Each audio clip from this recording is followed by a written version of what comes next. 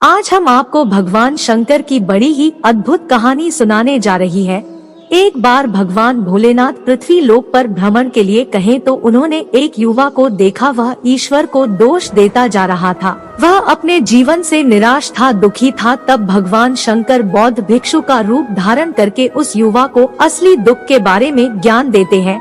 तो चलिए इस कहानी के माध्यम से समझते हैं कि असली दुख क्या होता है।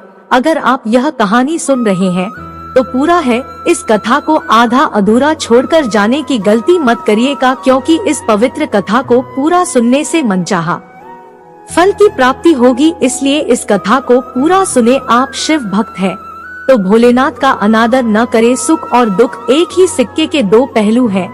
यह बात तो आपने सुनी ही होगी। सुख और दुख हमारे जीवन में लगातार आते ही रहते हैं और हमें लगता है कि हमारे जीवन में हजारों दुख हैं, हजारों समस्याएं हैं।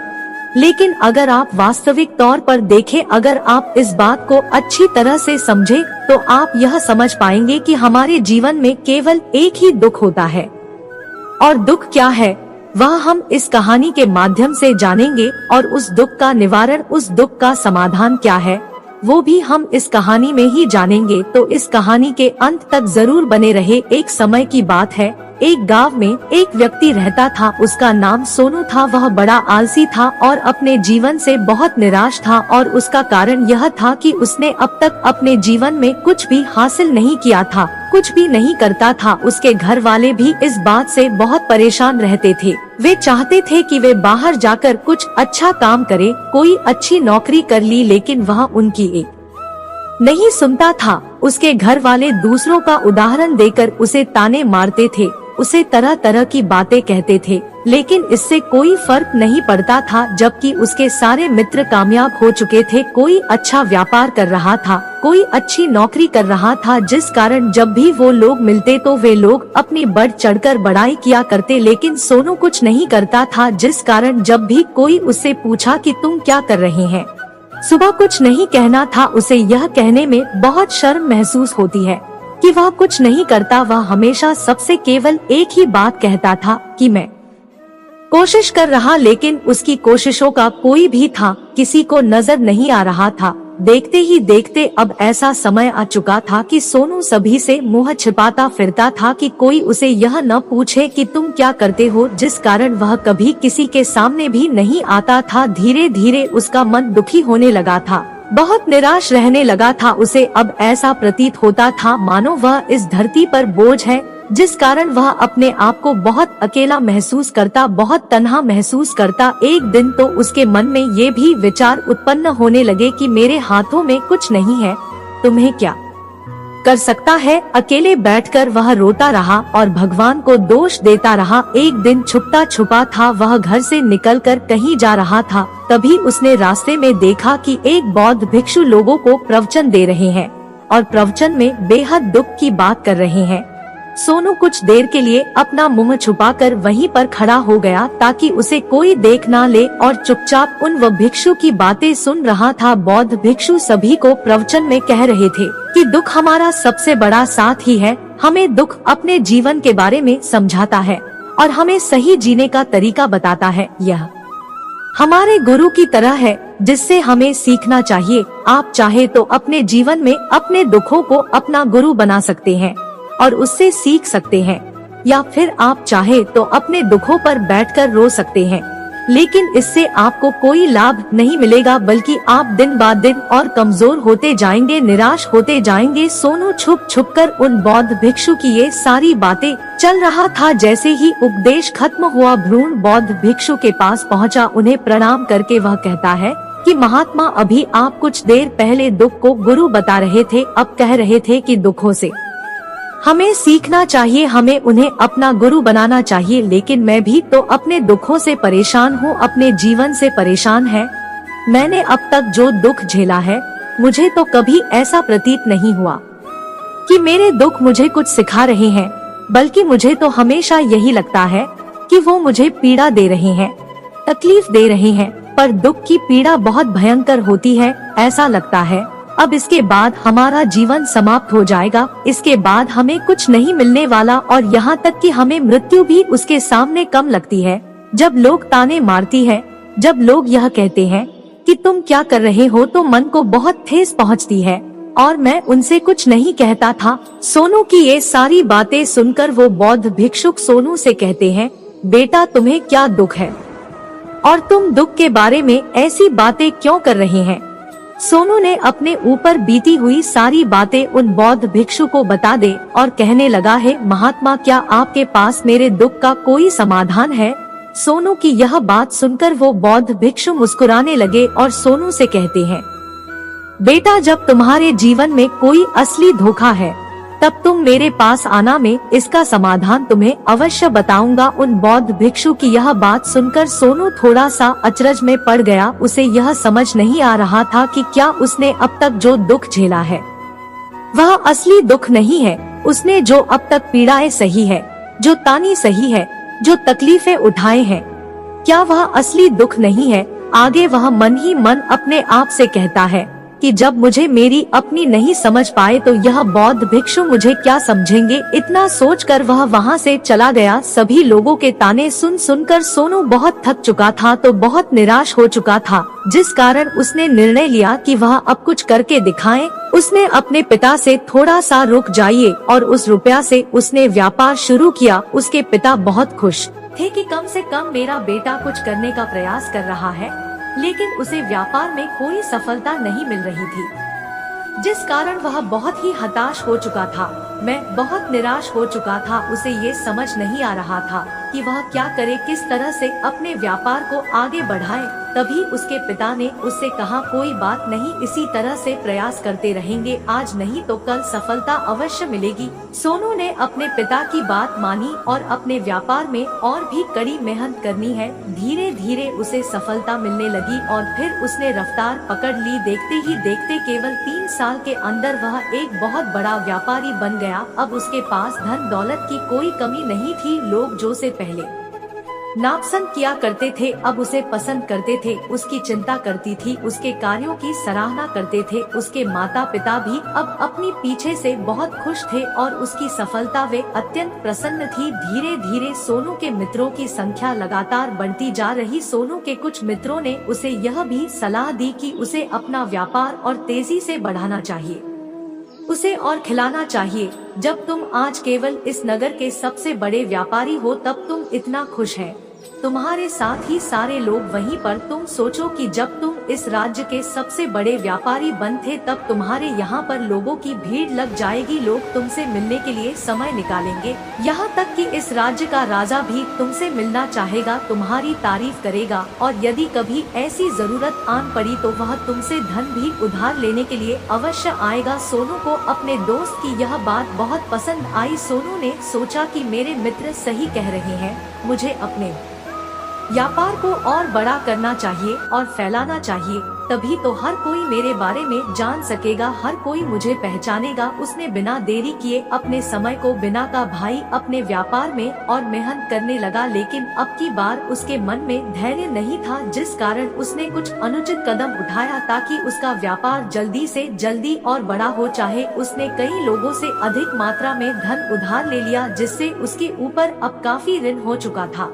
और इतना ही नहीं, वह यहाँ पर नहीं रुका, उसने अधिक से अधिक मुनाफा कमाने के चक्कर में अपनी माल की गुणवत्ता को भी खराब कर दिया, जिससे अब उसकी माँ ने वह बात नहीं रह गई थी, पहले हुआ करती थी। लेकिन वह अपने मित्रों की बात सुनता रहा, जैसा उसके मित्र कहते थे वह वैसा ही करता चला जा रहा था। यहाँ तक कि उसने अपने व्यापार को और भी तीव्रता से बढ़ाने के लिए अपने दूसरे छोटे व्यापारियों के खिलाफ षड्यंत्र रचने शुरू कर दिया, जिस कारण उसके मन में अब पहले जैसा बहुत सुकून नहीं था। उसे अब रातों को नींद नहीं आती थी, न केवल एक ही विचार में लगा रहता था कि किस तरह से उसका व्यापार पूरे राज्य में फैल जाएगा और वह इस राज्य का सबसे बड़ा व्यापारी बन जाए, जिस कारण वह दिन रात केवल इसी मेहनत में लगा रहता का व्यापार जल्दी से जल्दी और भरा हो जाए। हालांकि उसके पास अब सब कुछ था, धन दौलत, अच्छा घर, गाड़ियां, नौकर चाकर, सभी सुख सुविधाएं, लेकिन उसके बावजूद में उन चीजों का लाभ नहीं उठा पा रहा था, क्योंकि उसका पूरा ध्यान केवल अपने व्यापार को और उन्नति पर ले जाना था। एक दिन सोनू अपने रथ पर बैठकर एक मार्ग से होकर गुजर रहा था, तभी रास्ते में उन्हें गुरुवर का आश्रम पर। यह देखकर वह उन बौद्ध भिक्षु के पास गया और बौद्ध भिक्षु से कहने लगा, है ही महात्मा, आपने कहा कि जब मेरे जीवन में कोई असली दुख भी तब मैं आपके पास था, इस कारण ने यहाँ पर आया। आज मैं बहुत दुखी हूँ, मैं रात को सो नहीं, सब कुछ होते हुए थे उनका लुत्फ नहीं उठा पाता। उसने अपनी सारी बातें एक एक करके उन्हें बौद्ध भिक्षु को बता दे। तभी वह बौद्ध भिक्षु सोनू से कहते हैं, बेटा जब तुम पहली बार आए थे तब भी तुम बहुत दुखी थे, लेकिन तब तुमने अपने दुख से क्या सीखा था? इसके जवाब में सोनू उन बौद्ध भिक्षु से कहता है, महात्मा जब मैं अपने जीवन में कुछ नहीं कर पा रहा था तब मैंने अपने दुखों से यह सीखा कि केवल सोचने मात्र से कुछ नहीं होता है, उसके लिए हमें कुछ करना ही पड़ेगा। केवल कोई कम करना ही हमें सफल नहीं बनाता था, बल्कि उस कमी को उसके अंजाम तक पहुंचाना हमें सफल बनाता है। फिर चाहे रास्ता कैसा भी हो, फिर चाहे परिस्थितियां कैसी भी क्यों न हो, फिर चाहे कितनी ही बाधाएं आपके रास्ते में क्यों न आना चाहिए, चाहे ऐसा क्यों न लगने लगे कि अब आपके जीवन में कुछ नहीं बचा, आप कुछ नहीं कर सकते हैं, तब भी हौसला बनाए रखें, उम्मीद न छोड़े और अपने कार्य पर डटे रहे। यह सोचकर कि जब तक मैं अपने कार्य को सफल नहीं कर लेता है, जब तक मैं अपने लक्ष्य तक नहीं पहुंच जाता, तब तक ने इस कार्य को करता रहेगा, इस कार्य में अवश्य सफल होकर ही रहेगा। जबकि बाकी लोग केवल सफल लोगों को महत्व देते हैं, उनके कर्मों को नहीं। सोनू की ये सारी बातें सुनकर वह बौद्ध भिक्षु मुस्कुराने लगे और इस सोनू से कहते हैं, बेटा जब तुम्हारे जीवन में असली तो खाएं तब तुम मेरे पास आया, मैं तुम्हारी समस्या का समाधान अवश्य करूंगा। इतना कहकर वह बौद्ध भिक्षु वहां से उठकर चले। सोनू एक बार फिर से उनकी ये बातें सुनकर आश्चर्यचकित, उसे अब यह समझ नहीं आ रहा था क्या उसने जो देखा, उससे जो तकलीफें अब तक सही है, क्या वह असली दुख नहीं है? उसके मन में अनेक सवाल उत्पन्न होने लगा कि असली दुख क्या है और इसकी पहचान क्या है, और मुझे कैसे पता चलेगा कि इस समय में असली दुख नहीं है। लेकिन उसने कुछ नहीं तो यह सब सोच ही रहा था कि तभी वह बौद्ध भिक्षु सोनू के पास एक बड़ा सा घड़ा लेकर पहुंच जाते हैं। उस घर के अंदर सोने के सिक्के थे। उस घड़े को देते हुए न बौद्ध भिक्षु सोनी से कहते हैं, बेटा तुम इसे उस पेड़ के नीचे दबा दे, क्योंकि ये मेरे किसी काम का नहीं है। जब मुझे इसकी जरूरत पड़ेगी तब मैं वहाँ से खोजकर इसे निकालूंगा, लेकिन अभी के लिए इसे वहाँ पर मिट्टी के नीचे दबा दो। सोनू ने उस बौद्ध भिक्षु की बात मान ली और वह घड़ा उस पेड़ के नीचे जाकर मिट्टी में दबा दिया। इतना करके वह गुरुवार को प्रणाम करता है और वहाँ से वापस अपने घर की ओर लौट जाता है। धीरे धीरे समय बीतता गया। समय के साथ साथ सोनू व्यापार में और भी ज्यादा उन्नति कर चुका था, लेकिन माल की गुणवत्ता अच्छी न होने के कारण अब उसके व्यापार में घाटा होने लगा और धीरे धीरे ऐसा समय आया कि उसका व्यापार पूरी तरह से चौपट हो गया। तब उसके पास कुछ नहीं बचा था, बल्कि उसने जो करते लिए थे वो करते थी अब उसे चुकानी थी। लेकिन वह तो यह सोचकर निश्चिंत था कि उसने जो कुछ भी करते लिए हैं वो करते उसने अपने मित्रों से लिए हैं, जिस कारण वह उन्हें लौटाने में थोड़ी देर अवश्य कर सकता है। मैं तो यह सोच रहा था कि उसके मित्र उसका बुरे समय पर साथ देंगे, लेकिन सबसे पहले उसके मित्र ही उसे अपने घर कर्ज वापस लौटाने की मांग करने लगे। तब सोनू को एहसास हुआ कि कोई भी अपना नहीं है।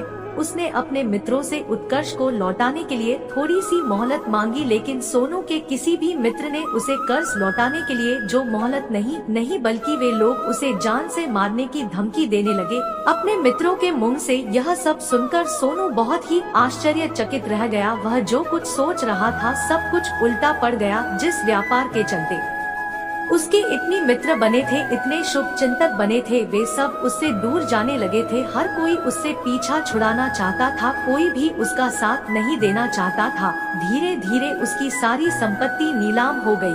अब उसके पास कुछ नहीं बचा था। मैं सड़क पर आ चुका था। उसने हार मानकर अपने माता पिता से कहा, पिताजी मेरी मदद कीजिए, मेरे ऊपर बहुत वर्णन है, मुझे उसे लौटाना है, कृपा करके मुझे थोड़ा सा धन दे चाहिए। इस पर सोनू के पिता ने सोनू से कहा, बेटा मेरे पास तो लूटे थे, बस यही एक छोटा सा घर है। अगर ये अभी मैं तुम्हें तीर्थ यदि में इसे भी बेच तो तुमने और तुम्हारी माँ कहाँ रहेंगे? हमें भी दर दर की ठोकरें खानी पड़ेगी और हमें भी सड़कों पर भीख मांगनी पड़ेगी। ले देकर अब हमारे पास केवल यही संपत्ति बेची है।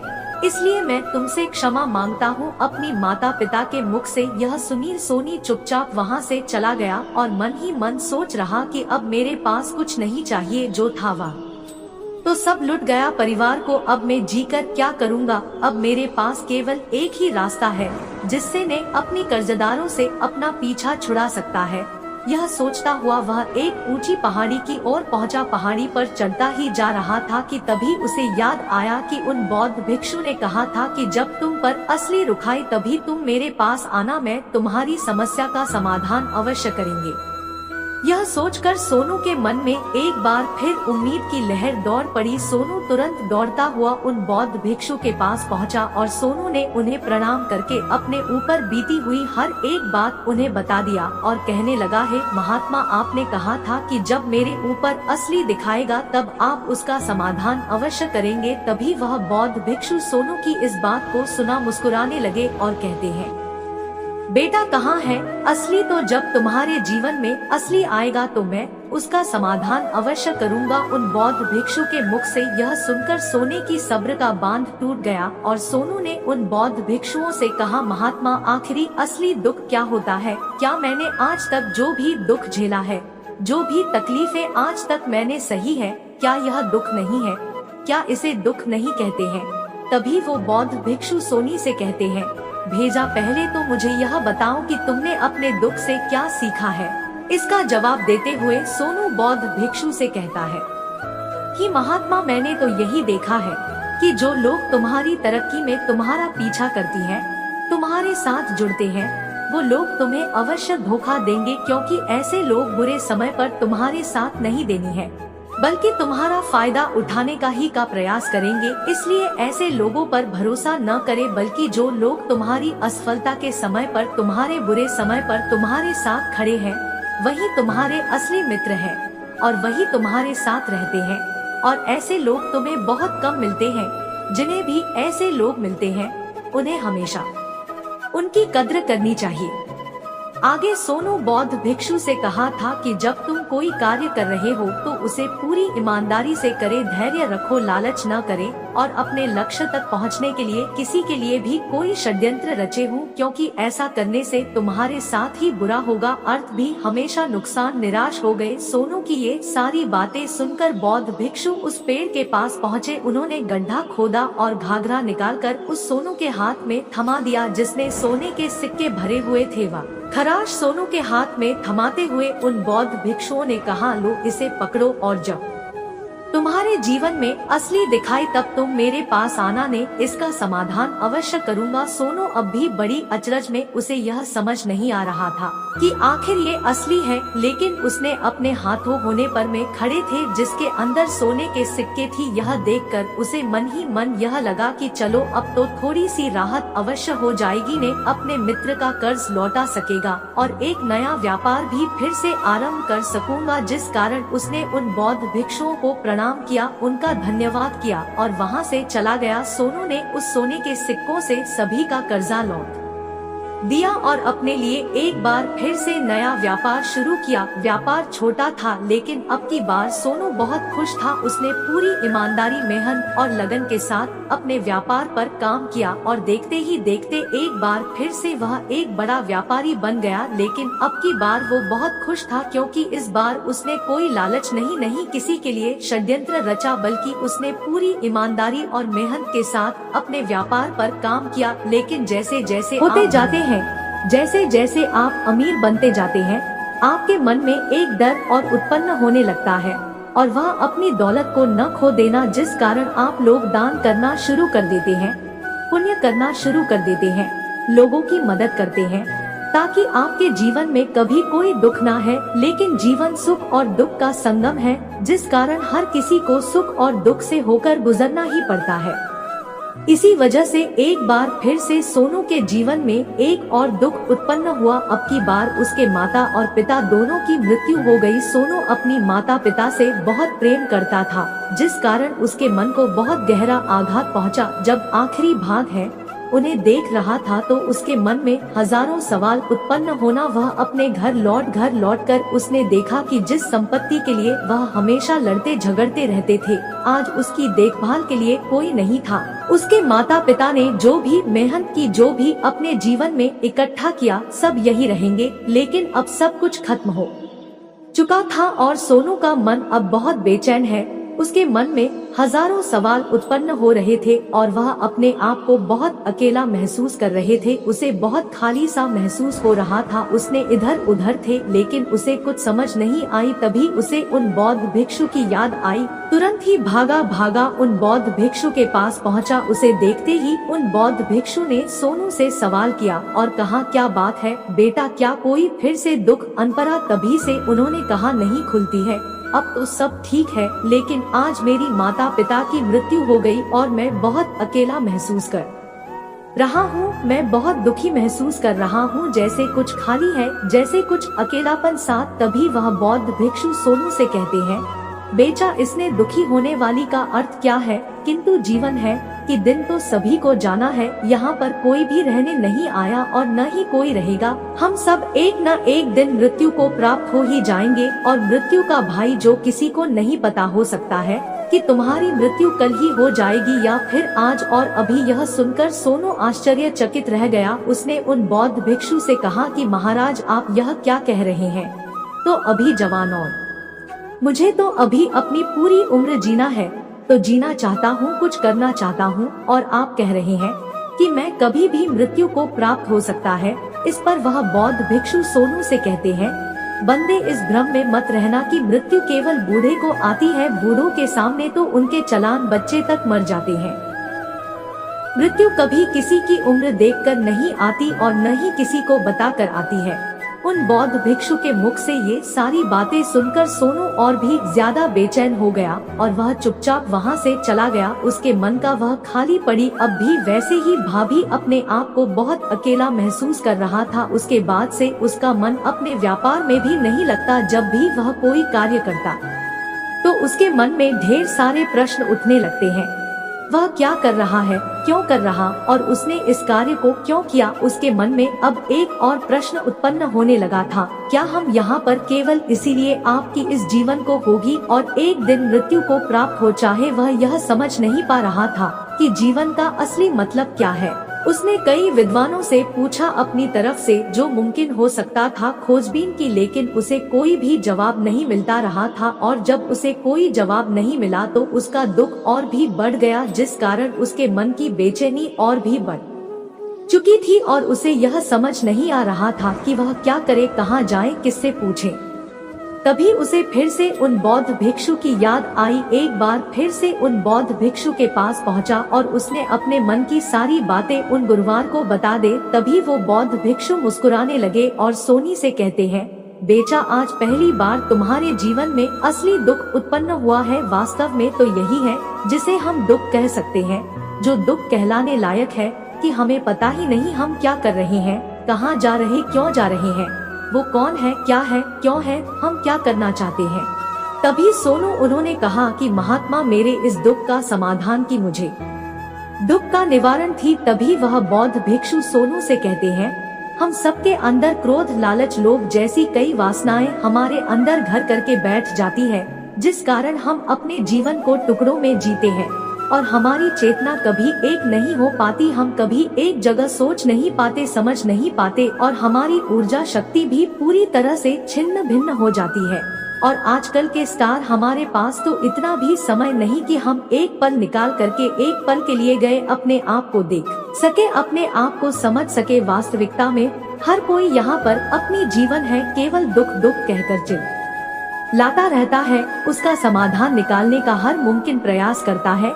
लेकिन जिसे हम दुख समझते हैं तो दुख है ही नहीं, तो इसका समाधान आपको कहाँ से मिलेगा? ये तो परिस्थितियाँ हैं जिसके कारण हम अपने आप को दुखी समझते हैं, अपने आप को तकलीफ में समझते हैं। जैसे हम एक परिस्थिति से निकलते हैं, हम किसी दूसरी परिस्थिति में फंस कर रह जाती है। जिस प्रकार हम पहली समस्या का सामना करते हैं, उसी प्रकार हम दूसरी समस्या का भी सामना करते रह जाते हैं। और जब हम इन परिस्थितियों से हार मान लेते हैं, जब हमें लगता है कि अब कोई रास्ता नहीं बचा तब हमारे सामने हमें केवल एक ही रास्ता नजर आता है और वह मृत्यु, लेकिन यह कोई समाधान नहीं है, यह कोई रास्ता नहीं है।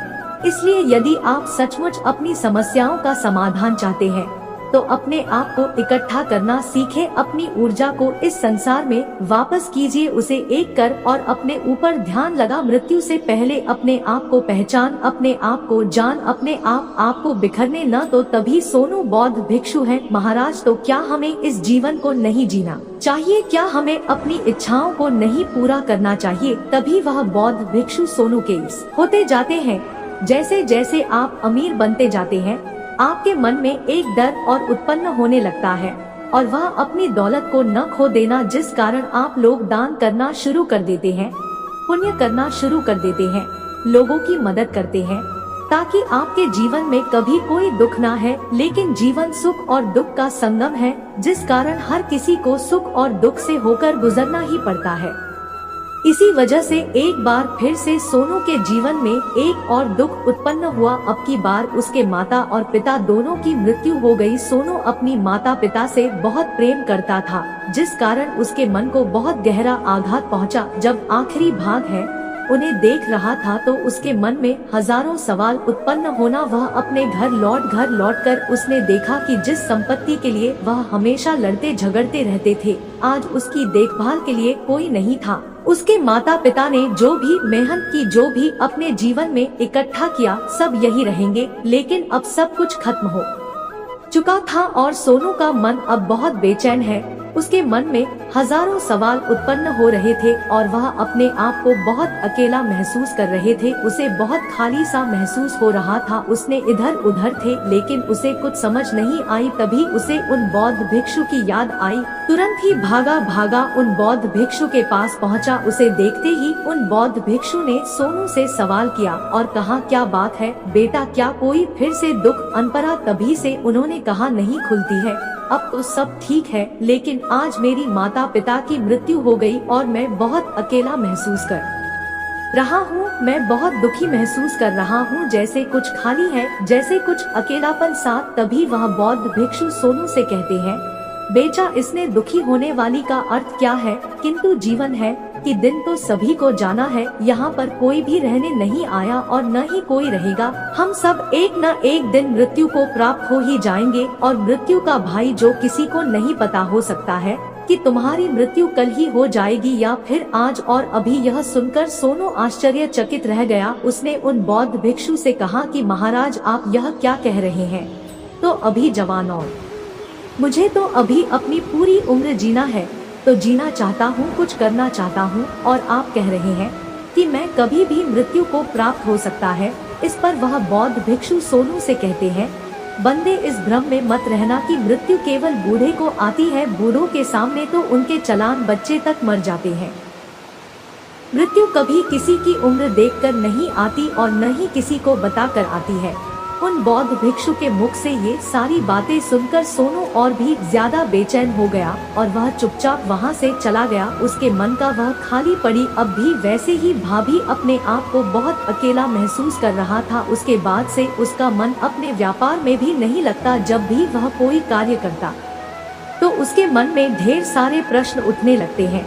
वह क्या कर रहा है, क्यों कर रहा, और उसने इस कार्य को क्यों किया? उसके मन में अब एक और प्रश्न उत्पन्न होने लगा था, क्या हम यहाँ पर केवल इसीलिए आपकी इस जीवन को होगी और एक दिन मृत्यु को प्राप्त हो? चाहे वह यह समझ नहीं पा रहा था कि जीवन का असली मतलब क्या है। उसने कई विद्वानों से पूछा, अपनी तरफ से जो मुमकिन हो सकता था खोजबीन की, लेकिन उसे कोई भी जवाब नहीं मिलता रहा था। और जब उसे कोई जवाब नहीं मिला तो उसका दुख और भी बढ़ गया, जिस कारण उसके मन की बेचैनी और भी बढ़ चुकी थी और उसे यह समझ नहीं आ रहा था कि वह क्या करे, कहाँ जाए, किससे पूछे। तभी उसे फिर से उन बौद्ध भिक्षु की याद आई। एक बार फिर से उन बौद्ध भिक्षु के पास पहुंचा और उसने अपने मन की सारी बातें उन गुरुवार को बता दे। तभी वो बौद्ध भिक्षु मुस्कुराने लगे और सोनी से कहते हैं, बेटा, आज पहली बार तुम्हारे जीवन में असली दुख उत्पन्न हुआ है। वास्तव में तो यही है जिसे हम दुख कह सकते हैं, जो दुख कहलाने लायक है कि हमें पता ही नहीं हम क्या कर रहे हैं, कहाँ जा रहे, क्यों जा रहे हैं, वो कौन है, क्या है, क्यों है, हम क्या करना चाहते हैं। तभी सोनू उन्होंने कहा कि महात्मा मेरे इस दुख का समाधान की मुझे दुख का निवारण थी। तभी वह बौद्ध भिक्षु सोनू से कहते हैं, हम सबके अंदर क्रोध लालच लोभ जैसी कई वासनाएं हमारे अंदर घर करके बैठ जाती है, जिस कारण हम अपने जीवन को टुकड़ों में जीते हैं और हमारी चेतना कभी एक नहीं हो पाती। हम कभी एक जगह सोच नहीं पाते, समझ नहीं पाते और हमारी ऊर्जा शक्ति भी पूरी तरह से छिन्न भिन्न हो जाती है। और आजकल के स्टार हमारे पास तो इतना भी समय नहीं कि हम एक पल निकाल करके एक पल के लिए गए अपने आप को देख सके, अपने आप को समझ सके। वास्तविकता में हर कोई यहाँ पर अपनी जीवन है केवल दुख दुख कहकर चिल लाता रहता है, उसका समाधान निकालने का हर मुमकिन प्रयास करता है। लेकिन जिसे हम दुख समझते हैं तो दुख है ही नहीं, तो इसका समाधान आपको कहाँ से मिलेगा। ये तो परिस्थितियाँ हैं जिसके कारण हम अपने आप को दुखी समझते हैं, अपने आप को तकलीफ में समझते हैं। जैसे हम एक परिस्थिति से निकलते हैं, हम किसी दूसरी परिस्थिति में फंस कर रह जाती है। जिस प्रकार हम पहली समस्या का सामना करते हैं, उसी प्रकार हम दूसरी समस्या का भी सामना करते रह जाते हैं। और जब हम इन परिस्थितियों से हार मान लेते हैं, जब हमें लगता है कि अब कोई रास्ता नहीं बचा, तब हमारे सामने हमें केवल एक ही रास्ता नजर आता है और वह मृत्यु। लेकिन यह कोई समाधान नहीं है, यह कोई रास्ता नहीं है। इसलिए यदि आप सचमुच अपनी समस्याओं का समाधान चाहते हैं तो अपने आप को इकट्ठा करना सीखे, अपनी ऊर्जा को इस संसार में वापस कीजिए, उसे एक कर और अपने ऊपर ध्यान लगा। मृत्यु से पहले अपने आप को पहचान, अपने आप को जान, अपने आप को बिखरने न तो। तभी सोनू बौद्ध भिक्षु हैं, महाराज तो क्या हमें इस जीवन को नहीं जीना चाहिए, क्या हमें अपनी इच्छाओं को नहीं पूरा करना चाहिए। तभी वह बौद्ध भिक्षु सोनू के इस सवाल के जवाब देते हुए कहते हैं कि हमें किसी से भी लगाव नहीं रखना चाहिए, हमें अपनी इच्छाओं मार देना चाहिए, हमें संपत्ति इकट्ठा नहीं करनी चाहिए, क्योंकि हम मनुष्य की इच्छा कामनाएं वासनाएं ऐसे होती है जैसे मनो की एक पर्वत से गिरता हुआ झरना जिस पर किसी का नियंत्रण नहीं है। यदि आप शिवजी का सच्चे भक्त हैं तो चैनल को सब्सक्राइब करें और बेल आइकन दबाना ना भूलें और कमेंट में हर हर महादेव जरूर लिखें।